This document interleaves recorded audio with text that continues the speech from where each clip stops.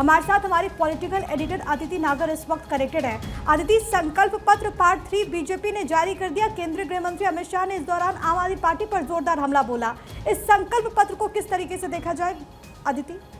संकल्प पत्र नहीं था और सबसे बड़ी बात है कि जब प्रधानमंत्री नरेंद्र मोदी या देश के गृह मंत्री अमित शाह कुछ अनाउंसमेंट करते हैं तो वो ऐसा होता है कि वो एक वादे की तरह होता है जो जरूर पूरा होगा।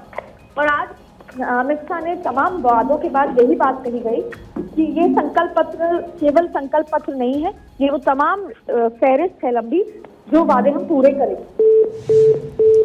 जी, शायद डिस्कनेक्ट हो गई अदिति। हम एक बार फिर से अदिति से जुड़ेंगे, लेकिन फिलहाल के लिए बड़ी खबर आपको लगातार बताते हुए केंद्रीय गृह मंत्री अमित शाह ने जब अपने संबोधन की वो शुरुआत करते हैं तो आम आदमी पार्टी पर जोरदार हमला बोलते हैं, घोटालों को लेकर के भी। इसके साथ ही साथ अमित शाह ने एक बात और क्लियर कर दी कि यहाँ पर सरकार बनने के बाद कोई भी जो जनहित की योजनाएं हैं वो बंद नहीं होगी।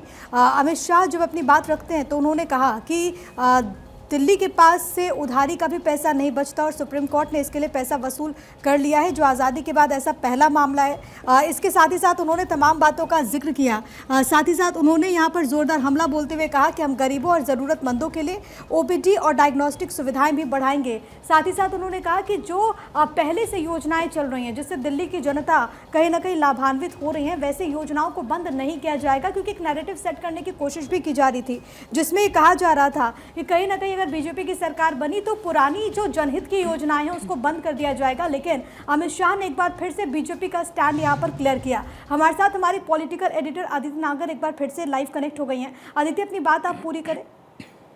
बिल्कुल, देखिए प्रिया, सबसे अच्छी बात यह है कि अगर इस बार दिल्ली की जनता की किस्मत, अगर ये चाहे कांग्रेस का जो संकल्प पत्र है, जो विश्वास पत्र है, या आम आदमी पार्टी का है, या भारतीय जनता पार्टी का है, इन सभी लोगों ने जो वादे किए हैं, अगर, क्योंकि देखिए जाहिर तौर पर सरकार तीनों में से किसी एक पार्टी की आएगी, और जिस तरह के वादे जनता के लिए इस बार दिल्ली में किए गए, अगर इस बार उन्होंने अपने वादे 50% भी पूरे किए पॉलिटिकल पार्टीज ने, तो दिल्ली के लोगों के वाले न्यारे हो जाएंगे। और आप देखिए कि तीसरा और आखिरी संकल्प पत्र खुद गृह मंत्री अमित शाह ने पेश किया, जो कि पार्टी के रणनीतिकार हैं, और उन्होंने एक रणनीति की तरह तमाम बातें कही। उन्होंने कहा कि मैंने ऐसा झूठा व्यक्ति नहीं देखा। अरविंद केजरीवाल का जिक्र किया। आपको याद होगा कि आज जब ये संकल्प पत्र आने वाला था, उससे पहले अरविंद केजरीवाल ने ट्वीट करके कहा था कि कल आखिरी संकल्प पत्र आ रहा है भारतीय जनता पार्टी का, और मैं उम्मीद करता हूं, या मैं इस तरह की उन्होंने रिक्वेस्ट ट्वीट करके की कि फ्री बिजली, फ्री पानी की योजना ना कहें, आपका क्या विजन है दिल्ली के लिए खुद का पर्सनल, वो कहें। आज अमित शाह ने चाहे नौकरियों का जिक्र हो, गंगा की सफाई का जिक्र हो, यहाँ तक ये भी उन्होंने कहा कि अगर सरकार आ जाती है तो 3 साल बाद आप परिवार के साथ उस पर डुबकी तक लगा सकते हैं, हम यमुना की सफाई कर देंगे। ऐसे लेकर सबसे बड़ी बात है, उन्होंने सरकारी नौकरी, इसके अलावा उन्होंने प्राइवेट नौकरियों को लेकर इन तमाम चीजों का जिक्र किया। और शायद ही अब इस दिल्ली के रण में कोई ऐसी चीज बाकी है जो जिसको मुफ्त या फिर जिसके लिए वादा या जिसके लिए संकल्प पत्र में घोषणा नहीं कर गई है। चाहे नौकरी की बात हो, युवाओं की बात हो, महिलाओं की बात हो, घर में गैस की बात हो, घर में बिजली की बात हो, पानी की बात हो, इससे लेकर बस की बात हो, स्टूडेंट्स की एजुकेशन की बात हो, हेल्थ सेक्टर की बात हो, सड़क की बात हो, डेवलपमेंट की बात हो, मुफ्त योजना, मुफ्त में हर किसानों को लेकर, बुजुर्गों को लेकर, हर एक तरीके से आज। और आखिरी संकल्प पत्र धमाकेदार था। आखिरी संकल्प पत्र में आखिरी में जब अमित शाह ने प्रेस कॉन्फ्रेंस खत्म की, उसमें उन्होंने विश्वास दिलाया कि आप अगर सरकार चुनकर लाते हैं तो जो ये संकल्प पत्र है ये हम पूरी तरीके से लागू करेंगे। साथ ही उन्होंने, देखिए, दरअसल पूर्वांचल और दलित वोट बैंक, इसको भी टारगेट करते हुए अमित शाह ने तमाम वो बातें कही अरविंद केजरीवाल को लेकर, और ये विश्वास दिलाया। और जाहिर तौर पर अगर लंबी लकीर खींचने की बात है तो आज भारतीय जनता पार्टी ने एक लंबी लकीर खींची है।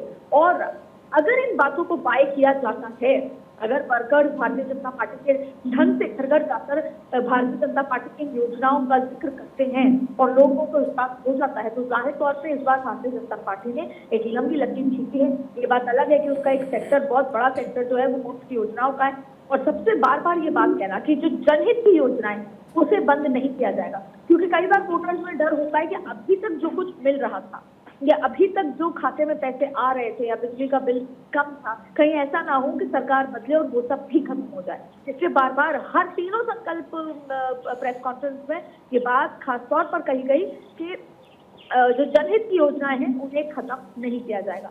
जाहिर तौर पर अमित शाह का कहना अपने आप में बहुत महत्वपूर्ण होता है और यही वजह है कि अमित शाह ने आज तीसरे और आखिरी संकल्प पत्र में अंबार लगा दिया घोषणाओं का, बड़े वादे किए और ये भी कहा कि ये सिर्फ वादे नहीं है, ये हमारे काम करने की एक लिस्ट है जिसे हमें पूरा करना है। और उन्होंने अरविंद केजरीवाल को ये कहा कि 4 बंगलों का एक शीश महल बनाने से लेकर हर बात करते हुए और इन तमाम बातों का जिक्र यहाँ पर किया गया और विश्वास दिलाया कि अगर आप एक बार नरेंद्र मोदी के काम पर विश्वास कीजिए और एक बात भारतीय जनता पार्टी में वो 27 साल का जो ये बड़ा वनवास है उसे खत्म करने के लिए भारतीय जनता पार्टी ने आज हर संभव कोशिश की। अदिति, और सबसे बड़ी बात है क्योंकि अमूमन चुनावों से पहले हम देखते हैं जब पार्टीज की तरफ से मैनिफेस्टो जारी होता है, बहुत कम ऐसा देखा गया है कि इसके एक आध हिस्से हों, 2 से ज़्यादा हिस्से हों। अगर भारतीय जनता पार्टी जो कि अपनी स्ट्रैटेजीज के लिए जानी जाती है, अगर उसने संकल्प पत्र को 3 हिस्सों में जारी किया है दिल्ली की जनता के लिए, तो आखिरकार इसके पीछे की चुनावी रणनीति आपको क्या समझ में आ रही है? देखिए, बहुत रोचक है, ऐसा आज तक पहले कभी नहीं हुआ। ऐसा कभी नहीं हुआ। एक मैनिफेस्टो होता था, पार्टी का एक सबसे बड़ा नेता या पार्टी का राष्ट्रीय अध्यक्ष उस मैनिफेस्टो को जारी करता था। लेकिन आप देखिए कि कांग्रेस ने एक दिन एक घोषणा करी, फिर 3 दिन बाद दूसरी घोषणा, फिर उसी दिन शाम को तीसरी घोषणा, फिर दूसरे दिन चौथी घोषणा। और ऐसा देखा जा रहा था कि कई बार हम देखते हैं जब बोली लगती है, हालांकि एक बहुत आम भाषा में एक बात कही जा रही है कि बोली लगती है तो हम कैसे बोली लगाते हैं, तो कहीं ना कहीं जो पॉलिटिकल पार्टीज हैं वो दिल्ली की जनता भी ट्रांजैक्शनल है। जाहिर तौर पे यहाँ पर हर राज्य का लोग हैं, ट्रांजैक्शनल है। वो चाहती है कि दिल्ली में किस तरीके की सुविधाएं उनको मिलेंगी। जो अलग अलग राज्यों से लोग आए हैं, यहाँ पर कमाने के लिए आए हैं, यहाँ के वोटर बन गए हैं, वो भी ये देखते हैं कि सरकार हमें क्या ऐसा कुछ देने वाली है। वो रोज मर्रा की जिंदगी में अटकी हुई है। तो जाहिर तौर पे ये बहुत रोचक रहा दिल्ली में कि अरविंद केजरीवाल क्या अनाउंस करेंगे तो भारतीय जनता पार्टी फिर वो अनाउंस करेंगी, भारतीय जनता पार्टी क्या अनाउंस करेंगी तो अरविंद केजरीवाल 4 दिन बाद वो अनाउंस करेंगे।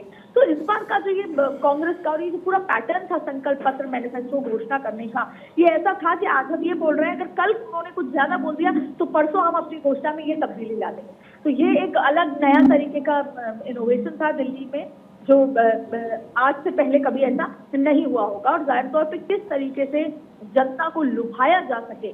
और आप देखिए कि यहाँ पर ऐसा कोई कार्ड नहीं जो चला जाए, मुफ्त की योजना कार्ड सभी ने एक साथ खेला। दूसरी बड़ी बात है, जब उसे बाय कौन करता है, झारखंड का एक बहुत बड़ा एग्जाम्पल था, वही महिलाओं ने जमकर महाराष्ट्र में बीजेपी को वोट किया और उसी देश की महिलाएं ने झारखंड राज्य में जब चुनाव होते हैं तो फिर जेएमएम को वोट करा। तो जाहिर तौर पे ये बहुत वैरी करता है। ऐसे में अब यहाँ पर महिलाओं को 2500-2500 का जो वादे हैं वो किसके पास जाता है। तो बसों की सेवाओं को लेकर, बिजली फ्री को लेकर, पानी फ्री को लेकर, मेरा भारतीय जनता, एक ये बात जरूर है कि भारतीय जनता पार्टी बार बार डबल इंजन की सरकार का जिक्र करती है, जो एक बहुत इंपॉर्टेंट फैक्टर है। क्योंकि जब मैं जमीन पर उतरी, लोगों से मिली, सड़क पे गई, तो वहां पर लोगों का मानना आम जो छोटी छोटी चीजें हैं जो जीवन में बहुत बड़ा इम्पैक्ट रखती हैं वो है सड़क को लेकर, सड़क के गड्ढों को लेकर, सड़क को लेकर बहुत सारी ऐसी बेसिक चीजें हैं। साफ पानी को लेकर जनता बहुत परेशान थी। हम मटिया महल का जिक्र कर लें, हम चांदनी चौक का जिक्र कर लें, मटिया महल के पूरे जो वहाँ के जो कर्मचारी एसोसिएशन है, जो वहाँ पे दुकानदारों का एसोसिएशन है, वो पूरे सदर बाजार का और पूरे दिल्ली से के वो पॉलिटिक्स को कंट्रोल करते हैं, उनकी भी ये चिंता थी कि सड़कें ठीक नहीं है। तो जाहिर तौर पे इस बार अलग तरीके से वोटिंग होगा। जिस तरीके से 70 सीटों की विधानसभा दिल्ली में शायद 700 से ज्यादा नए प्रयोग अपना लिए गए हो, जहाँ पे जाति समीकरण भी हो, मैन टू मैन मार्किंग भी हो, जहाँ पर एसटी वोट बैंक, मुस्लिम वोट बैंक, हिंदुत्व का कार्ड, फ्री बीज और इसके साथ साथ हेल्थ का कार्ड, विकास का कार्ड, शहरों का कार्ड, कभी योगी आदित्यनाथ तो कभी अरविंद केजरीवाल का सिंपैथी कार्ड, ऐसे तमाम कार्ड के बावजूद दिल्ली की जनता क्या तय करती है, ये अब बहुत ज्यादा रोचक हो चुका है। लेकिन आपको बता दें कि 27 तारीख से भारतीय जनता पार्टी का जो आखिरी ब्रह्मास्त्र है, शहरों के साथ आपको हर गली में भारतीय जनता पार्टी के जो देश भर के नेता हैं वो चुनाव प्रचार करते दिखेंगे। जैसे कि मध्य प्रदेश के जो मुख्यमंत्री हैं वो अभी कई स्टार प्रचारक जो हैं पार्टी के लिए चुनाव प्रचार में उतर गए, वो भी दिल्ली की कमान संभाल चुके हैं अदिति, और ये काफी अहम जानकारी आप दे रही हैं। इस जानकारी के लिए आपका बहुत बहुत शुक्रिया।